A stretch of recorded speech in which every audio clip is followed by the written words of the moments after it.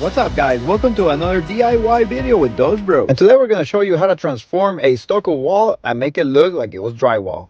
We made this small storage room and encountered this problem, so we're going to show you how to do it. We fixed it from being a stucco with holes and patches and just make it look into this. And this is some of the items you will need. You will need an empty bucket, a drill, a mixing tool for the drill, and we use the Westpac compound that is supposed to set in 40 minutes just to give us enough time to do it. So once you have your compound, just put it in the empty bucket. Just follow the instructions in the bag. Put some in the bucket and put some water, and then with the mixing tool, just mix it until you feel it like it's ready to go. Just make sure that you add enough water, just like it says in the instructions. Don't put too much because you don't want it too watery. You want it kind of muddy so it sticks to the wall. I remember this is just the method that worked for us, and you know how we did it. We just kind of just DIY people. So if you're a pro and you're watching this, hey, feel free to leave comments on how you will do it better. This is just the way we did it, and it worked for us fine. But hey, always a positive comment from a pro. It's always helpful for everyone that will watch this video. And now that the compound is ready, we decided to go to the storage room. And this is how it looks right now.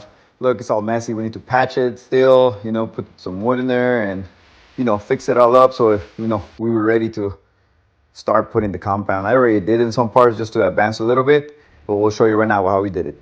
First, we had to put the wood that was missing and some drywall to make it even. So make sure everything is even before you do this. And once you have aligned everything and it looks straight enough for you to start working on it, maybe put some compound where the joints are of the different materials, the stucco and the drywall. And just on the joints, just pass some compound, let it dry for a little bit. It just makes it easier for later on to work on it. That way, when you, start pouring all the compound in the rest of those places, it's not that soft in those areas. It just makes it easier.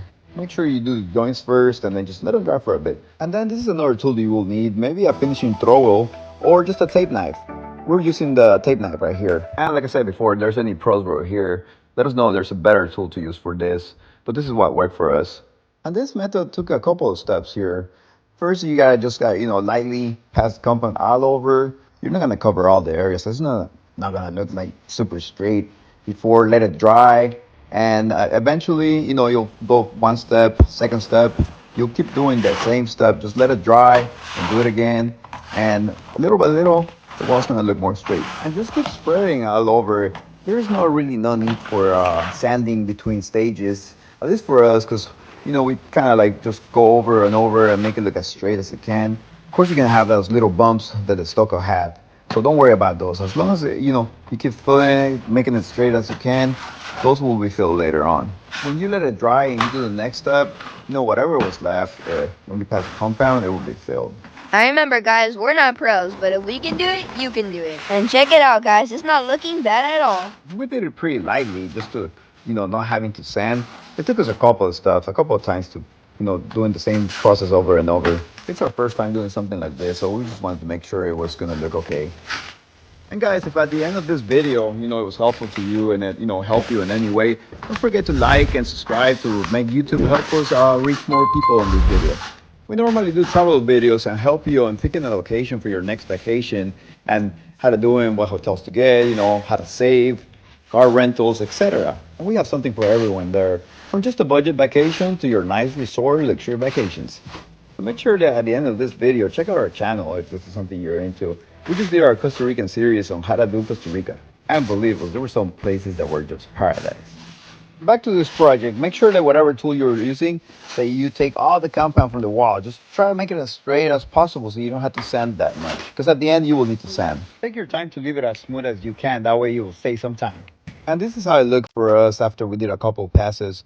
I actually waited one night to do the last one because I wanted to make sure that the layers under were pretty dry. But this is up to you. It does say on the compound that it takes 40 minutes to dry. It did dry pretty quick. We are just being careful cats here. And after you've done all that, this is the part where you can sand it. Just make sure you sand it pretty light. Try to leave it as smooth as you can, especially on the joints from the drywall to the, where you put the compound. As you can see right here where we sanded it already, it just looks like, from side. Just gotta make it look as smooth as you can to make it look good. And I don't know, guys, what do you guys think? Let me know in the comments. I think it looks pretty okay. After I sanded and I got ready to paint, I painted the wall and then it looks like this. What do you guys think? Alright, guys, that was Dad in another DIY project. Here are 2 videos in great spots that we're sure you're gonna love to help you plan on your next vacation. And also some more do-it-yourself videos. Life is beautiful, so come see it with those pros.